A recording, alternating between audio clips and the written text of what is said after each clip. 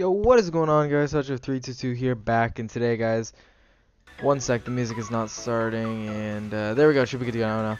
But let me try again. Yo, what is going on, guys? Toucher322 here, back, and today, guys, fans and coaches of the ASL, I have for you yet another ASL video. And today, guys, I'm bringing you the ASL Season 4 Week 8 weekly recap. Now, there's only gonna be 6 matches this week, just because one of the matches was a forfeit. As you're gonna see, the game between TJ and Static was marked up a 4-0 victory, a forfeit victory in favor of TJ, so he'll be getting the win for the week, and Static will be taking the loss for the week. So there will be only 6 videos, so if it's shorter, that is why. But weekly heroes, we have Hydreigon, we have Reuniclus, and we have Karen Black, 2 duplicates if I'm not mistaken, but really there were no other options. I could have duplicated on Kartana for the 3rd time if we wanted to do 4, but I figured let's just stick it to 3. So yeah, we have a 1-0, 1-0, 4-0, 2-0, 3-0, 5-0, 6-0, and as you can see, the left side person, or the left side team won every time. It's a little interesting there. Starting off with the first match, we have the Portland Timbers taking on the Hartford Whalers in a big upset. As myself, Hutch, I'm going to go ahead and win a 1-0 victory over TCP. Hydreigon getting 4 kills in the match and absolutely dominating offensively, so let's go ahead and hop into it. So we have Archeops out against the Victini, and this is a Choice Scarf Archeops. This is going to Stone Edge and Oko the Victini turn 1, and TCP, knowing that I am Choice Scarf, since he was Lucky Choice Scarf himself, he's going to go into Skarmory, which gets me into my Thundurus. I'm going to go for the U-turn, predicting the swap, and I have a ton of momentum right now. I'm going to get into my Hydreigon, which can go for the Dark Pulse, showing that this is, I believe it's either a specially defensive Jolteon or a Assault Vest Jolteon, so Static is going to pull the swap into Skarm, as Skarmory is going to be 2-shot by the Hydreigon. Hydreigon claiming its first kill of the match, and TCP goes out into his Manaphy and goes for the Surf. That is a defensive Manaphy, no special attack investment. And Ferrothorn is going to miss its Leech Seed, unfortunately, that would have been shipped. And TCP is actually going to show off the HP fighting, as that was not a quad week, or else it would have popped my Occaberry. But TCP is going to go out into his Ambipom, which goes for the low kick, and that's a Choice Bandit Ambipom, by the way. That's going to get rid of the Ferrothorn, and Crobat is going to go for the Brave Bird, get this Manaphy to about half with a crit, and going for another Brave Bird does 31%, as Manaphy is going to show off the rest. So this is definitely a defensive Manaphy, and we'll see if TCP actually packs the Sleep Talk, as he does not, as I'm going to make an aggressive swap into my Thundurus. Out comes Ambipom. Ambipom coming in to take the Dark Pulse. It can take the Dark Pulse. It's not taking another one. And I'm not staying in on this thing. And this is where it confirms that it is Choice Banded Ambipom, as Slowking is going to die. 2-2 returns. And out comes Archeops. Since it is Choice Scarf, it will outspeed. Going to go for the U-turn, as U-turn likely would have killed the Ambipom anyways. And then Thundurus comes out, and Thundurus can put on a lot of pressure. Predicting the Latios swap, Thundurus is going to go for the Dark Pulse. And now TCP going on to Latios, trying to call my bluff. I'm not going to fall for it. I'm going for the Dark Pulse again. I'm going to go suck on my Crobat, as Latios is going to kill the Crobat with the Psychic. Hydreigon gets to come out. Hydreigon just clicks Draco Meteor or Dark Pulse, and the Latios is going to go ahead and drop. Manaphy can take any one hit from this thing, so it is going to come out. And TCP is going to go for the Rain Dance. So Archeops is going to go for the switcher, not wanting this Manaphy to repeatedly rest and basically win the game. So out comes Hydreigon. Hydreigon can live hits. I'm going to go for the Draco. Draco is definitely a misplay there, since it's non-speed Manaphy. So we see that as well, since it is a Choice Scarf Hydreigon. So Ambipom is going to go for the return, picks off the Thundurus, and now it's up to Hydreigon to win this match. And the Ambipom is going to go ahead and drop, as TCP would have swapped out if he had the Quick Attack. And then Hydreigon is going to be able to clean up the game, picking up 4 kills in a huge upset victory for the Portland Timbers over the Hartford Whalers. In the second match, we have the Phoenix Flygons taking on the newest team in the ASL, the Zagreb Zangooses, taking over the BC Bibberals in their first match. They did take a 1-0 loss to Keister, as they are going to fall to 4-4, and Keister will end his 3-game losing streak, as he will go up to 5-3. Let's hop into the match. So we have Regirock Out against Pythagoras, Regirock likely wants to get up rocks, but he's actually going to go for the Toxic, as Keister is going to go for the Trick Room, so and then pops off the Nasty Plot. So definitely an offensive Pythagoras, since offensive Pythagoras looks really good in this match. He's going to go for the Shadow Ball and does plenty of damage to this Regirock. Regirock has done its job. I mean, yes, it would be there for the Mega Charizard X, but it basically killed off this Pythagoras and got off some Stealth Rocks. So it's going to be very good in that aspect. And this Toxic Rook is actually not going to kill with the Sucker Punch due to Keister having a Colbur Berry. That might have been a roll, may not have been a roll, but this Pythagoras is going to be able to claim 2 kills in the process. So not bad on Keister. So this Espeon is going to reveal to be a Screenge variant, and this Persian is going to be going for foul plays. It's going to do about nothing just because of the Reflect. This is a very bulky Espeon. And so Keister making the foul, or not the foul play, what am I talking about? The parting shot, which was actually not a bad play because he forced out the Espeon before he could get the wish back. So not a bad play. I don't know if that's what he was going for, but it worked out. So this Tapu Fini is going to burn its ICMZ as the Thundurus goes for the substitute. So good on Keister for making that play right there.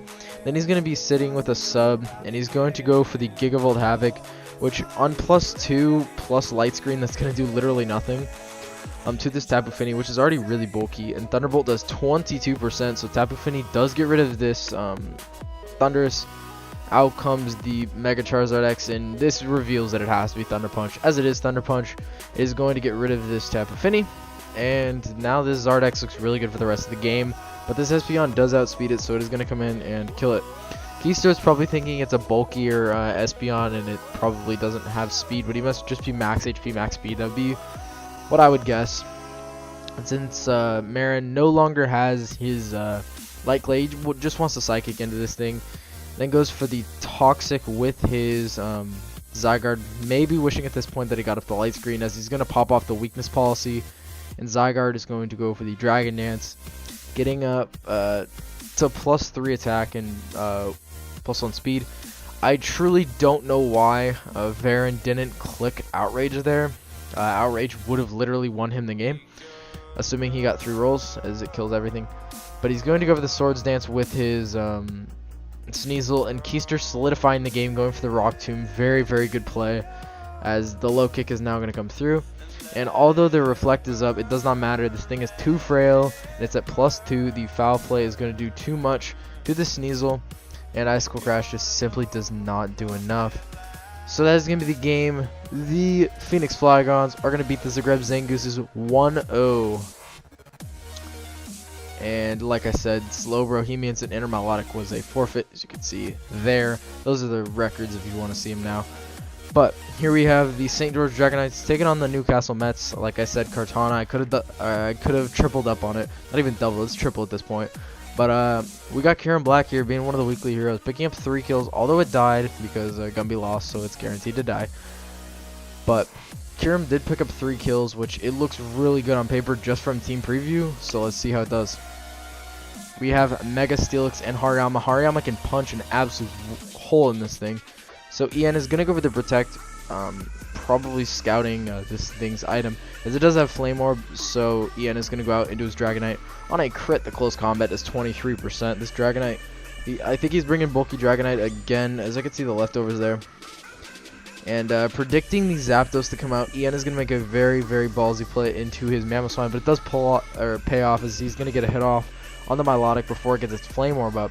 And then, because the Milotic has to recover, he gets to pull an aggressive swap into the Tapu Koko. So EN is really in the driver's seat right now. He's going to go for the U-turn, as Gumby's way of stopping the Tapu Koko is the Rocky Helmet. And he gets a optimal matchup on this as well. And Gumby's going to stay in, and I believe he gets flinched here. Yes, he does get flinched. Very, very unfortunate. Gumby has not had the greatest luck this season, to say the least. He's going to go out into Hariyama. Hariyama's not taking 2 Icicle Crashes. He's going to go for the Guts Fake Out for what it's worth. And then it's going to swap out into the Milotic, as EN wants to go for the Earthquake. And another Earthquake will potentially kill this Milotic. A Milotic is actually faster. So either this is a defensive Mamoswine, or this is a speedy Milotic. It would make sense if it was a speedy Milotic, because that's a really good plan, because it's base 81 speed and Mamoswine is base 80 speed. So I could see the mentality there. But Tapu Koko just going to go for the U-turn, trying to just chip down this Hippowdon. As once it's gone, Tapu Koko just wreaks havoc. So with the Raichu going for the Surf onto the Hippowdon, it gives a free swap and an extra drill, but Gumby's actually going to choose to go out into his Kyurem Black. It does 35% to this Mega Steelix, so not as much as you'd think, and Gumby's going to make a very risky play, probably predicting the Heavy Slam there, and he's going to go for the Earthquake, kind of had to, and since it was not a Smooth Rock Hippowdon, Gumby is not going to get the effects of Sandstorm for this match. He's going to go for the Rock Slide into the Dragonite. Does it flinch? No, he gets the Tailwind off, so this is 100% a bulky Dragonite. Not wanting to take an Earthquake, Gumby's going to go out into his Milotic as EN does show off the Earthquake. And this Milotic threatens this thing out instantly with an Ice Beam. And Milotic is actually just going to go for the Recover, just trying to get healed up. That was a pretty free play on EN's part. And he's going to go for the Grass Knot, wanting to cover the potential Excadrill swap. And now Gumby is going to go out into his Zapdos, taking the Grass Knot like it's nothing, 11%. He absolutely chews that up. And then Tapu Koko going for the U-turn, getting into the Mamoswine, making a very risky play. But it is Thick Fat, so all he was really risking there was a burn. We're going to see another Heat Wave, no burn. And the Zapdos is going to go ahead and die to the Icicle Crash. And EN is up 6-4. And this is Excadrill showing off its coverage of the Rock Slide, and then can follow up with an Iron Head. It's shown off that it's Life Orb many times, so I might as well point it out. So Kartana looks really good for the rest of the match. Gumby knows that he's got to go ahead and sack off his Hariyama, and this looks to be a Choice Scarf Kyurem from the way that Gumby brings this out. It has to be Choice Scarf. And he's just going to go for the Ice Beam here. There is no reason why he does not click Ice Beam. And Kyurem is going to take this Ice Shard here, and then he's going to go for the Flash Cannon. So it's not Choice Scarf, he bluffed it. And Raichu is going to go for the Psychic, and Kyurem is going to kill that as well. So Kyurem going on an absolute killing spree. I don't really know why he didn't go into Kartana. Maybe he was probably fearing the Babiri Berry. That makes sense because he didn't see Scarf, so he's thinking, oh, it's probably Babiri. So fair play is on Ian's part. Just playing safer around it, because if it was Babiri and he loses Kartana, he actually just loses the match because he has no way to actually get through this Milotic. But Ian is going to get 4 kills with his Kartana and eventually sweep up the match. So that's the game. The Newcastle Mets are going to fall 4-0 to the 8-0 St. George Dragonites. On to the next match. We have the St. Louis Swablues in the PC Barcelona. And with this win, Malone is gaining a lot of ground in the standings. He's not technically out of the playoffs yet. He could still go 7-6. So this win helps him, and this win is everything that Shadow does not want to see in his win and loss column. But let's hop into it. We have Pangoro against Mega Aggron, and Pangoro actually has the Mold Breaker, so it'll actually hit through the filter. And Shadow, knowing this, is going to go for the Swords Dance, then Bullet Punches the Cresselia. I'm really confused why he actually did that. You have Knockoff sitting right there, and if you're scared of Moonblast, you just go hard type Null anyways, but I guess. So Malone is going to go out into his Cresselia, going for the Aura Sphere. And then Lucario is going to go for the Nasty Plot. And Shadows says, let's just Oko Malone's team. And he goes for a second one. And this Electros proves to be Life Orb. And I don't know if that crit mattered. It depends on Malone's investment. Seeing as though he was offensive Electros, I don't think it mattered. Noon comes out, clicks the Extreme Speed, and does get rid of this Lucario. And Cresselia can beat out this Garchomp, but not if it's actually out against Garchomp. So we're going to have an exchange of rocks here. Aggron is going to get Earthquaked, and then Aggron goes for the Toxic onto the Garchomp. Out comes Type Null. And Type Null is a very, very bulky Pokemon. You're going to see the Heavy Slam do 18%. As Type Null wants to just paralyze this thing, not because of its speed, just because of the para hacks. It's a good thing to work around because you could try and set up and make free your swamps. And Shadow has a Roar on a lot of mons here. He's going to Rock Slide the Tornadus Therian. So he's going to roar out this Cresselia, and he's just roaring around Malone's team. He has to be very careful of the Toxic Timer at this point, though. And he does not care. He's just staying in, going to click some Frustration here. And he's going to go out and do his Garchomp. This type Null is essentially dead, and Malone is going to go for the Roar. And he's going to get in Mega Glalie, so this is a Roar. This is just a Roar battle. We got Roar Garchomp, Roar type Null, Roar Mega Aggron. So we have Garchomp trying to come out again. It's going to get some Rough Skin off and Rocky Helmet. So this is a very bulky Chomp. Tank Chomp. Tank Chomp is such a good set. It's so underrated. But Cryogonal is going to come out, and Malone wants to swap out into his Aggron, but Shadow does not even care that there's a Cryogonal sitting in front of him. I guess he was just sacking off his Garchomp, as Garchomp is going to die now to the Toxic issued by the Aggron. So Aggron does get a Toxic kill there, although it does go down. And then Shadow just instantly goes out into his Type Null. He must have forgot that Type Null was not at a range to live. Otherwise, he probably would have saved it for Death Fodder. Malone's going to go out into his Cryogonal, which can take one Psy Shock. It can't take two, so it's going to drop. And we are even at 2-2, ladies and gentlemen. And Malone is going to take this Dark Pulse. He's going to swallow it with his Cresselia, and he's going to get flinched. So Malone has to go for the Moonlight here, or his Cresselia is going to die. And Shadow is not going to get the flinch on the second one, so Malone's chilling here. He is free to just go for a Shadow Ball. He has no reason not to click Shadow Ball, but he's actually just going to go for the Moonlight. So he's going to let the Mega Glalie in, which the Mega Glalie actually is Freeze Dry. So he didn't pack Super Fang. Super Fang was a likely bring in my eyes just because of Mega Aggron and Cresselia right there. But Pangoro is now going to go for the knockoff, it would seem. He's actually going to go for the Swords Dance, and now the Bullet Punch is not going to kill. In my opinion, knockoff was the play, because knockoff would have killed anything that comes out. It literally just eliminates one of Malone's Mons, but Malone is going to land a Hurricane and not get flinched. So the St. Louis Swabblers are going to pick up a 3-0 victory over the PC Barcelona. In the fifth match, we have the St. Louis Samurai and the Utah Hoots. And as Reuniclus's last game on the St. Louis Samurai, if you guys did watch transactions, it was dropped from Mew. So this is Reuniclus's last game. You know what? Might as well give it 3 kills. Yeah, let's hop into it. Necrozma against a Crocodile. And there's a lot of things that Crook can do here. He's actually going to opt to set up some rocks. So Suzy calling his bluff on that. Seeing that rocks were an obvious play, he's just going to get damage off. Going into his Sylveon after that. Can go for the Wish and then go for Protect. Does not want to take a Flash Cannon here, as Klefki is going to start setting up spikes. And if this was Ultra Sun, Ultra Moon, Susie'd be okay, because he'd likely have a Defog Rotom Mo sitting right there. But this Klefki is going to be setting up spikes, and there is nothing Susie can do about it. And this is a Rocky Helmet Alamomola. So Darm is essentially dead next time it comes in. Darm is going to be really useless in this match. He has to try and break down Klefki, but he really can't. Susie's going to double out into Sylveon, predicting the Crocodile to come out. Mega Ampharos is going to come out, so that is fine for Susie as well.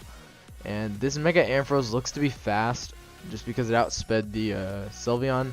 I know Sylveon isn't very fast, but Mega Ampharos is like 45 speed, and Sylveon's like 50 speed or something like that.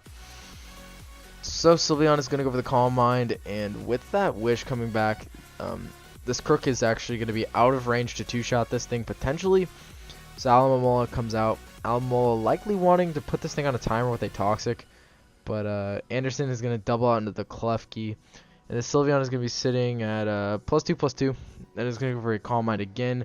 So Suzy has shown off his whole moveset: Hyper Voice, Calm Mind, Wish, and Protect. If he hasn't shown off Hyper Voice, he's going to have Hyper Voice as the Sylveon. And this Sylveon is looking very threatening. All it's going to take is a crit, but Suzy is going to claim a kill on this Crocodile. He lives any one hit from this Reuniclus, but Reuniclus is going to set up a Calm Mind itself. And Suzy getting paralyzed is really only important if he clicked Hyper Voice there. As you see, if he would have clicked Hyper Voice there and it was paralyzed, that's huge, because he would have been able to two-shot this Reuniclus. But this Reuniclus is going to almost reverse sweep him, just because he is getting paralyzed. So Klefki going for the Thunder Wave was actually huge for Anderson. And this Sylveon can get up all at once. I don't really know what Suzy gains out of this. This Reuniclus is going to have Psyshock.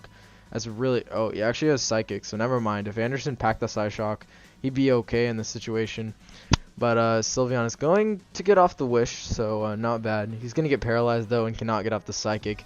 So Suzy got really beat down in that situation, but Anderson was going to win it anyways because he has instant recovery, plus he wasn't paralyzed. So really, it was a win-win for Anderson at that point. But Mega Sharpedo is going to dent this Alomomola, and Suzy likes his damage. He's going to go for another Crunch, just wants to try and break this through this thing any way that he can.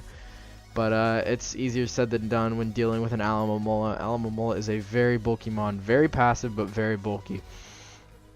Sharpedo does go for the Crunch, but is going to die to Rocky Helmet plus Life Orb. Anderson, knowing that that would happen, goes for the Wish, and then can follow up with a Protect. And Suzy sets up his Stealth Rocks, knowing that the Protect is coming. So Suzy making the best out of a bad situation, not bad. Then Anderson goes for the Wish. He can go for a Protect, it really doesn't matter. This Necrozma can't really set up, as Anderson has already seen that Sylveon is a setup mon and Necrozma is just setting up Brox and stuff like that. So this Jellicent is going to try and taunt, as it gives Anderson a swap into his Mega Ampharos, trying to make an aggressive play. Suzy was likely predicting the maybe the Reuniclus to come out. I don't really know. Reuniclus comes out as right now, and then Jellicent is going to take a lot from the hazards plus the Psychic. It's a roll to kill on the next one, I believe. Maybe it lives 100%. I don't really know. But with the Shadow Ball, Anderson is going to be putting a lot of pressure on the Jellicent. And Suzy's going to want to go for the taunt so this thing can't Calm Mind. Perfect turn to use that, as it did try and Calm Mind right there. And Suzy shows that he only has a Water move. He does not have a Ghost move. And that special defense drop is huge, because it means that Suzy is not going to live this next Shadow Ball. But Anderson actually just opts to go for the Psychic. I don't really know why. Shadow Ball's a really free play. But yeah, Anderson's going to go for it now. Suzy just making sure that this thing cannot set up on it. He's going to go into his Necrozma. All I can really do is Shadow Claw / Dark Pulse, but he's actually going to go for the Moonlight. And Anderson could put on a decent amount of pressure.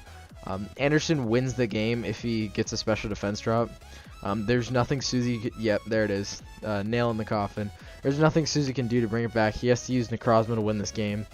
And Anderson knows that. He's just going to go for the Shadow Ball. It lives on 1. In my opinion, well, actually, Darm probably one-shots this thing anyways. But I was going to say Anderson should probably Calm Mind here. But yeah, it gets one-shot anyways.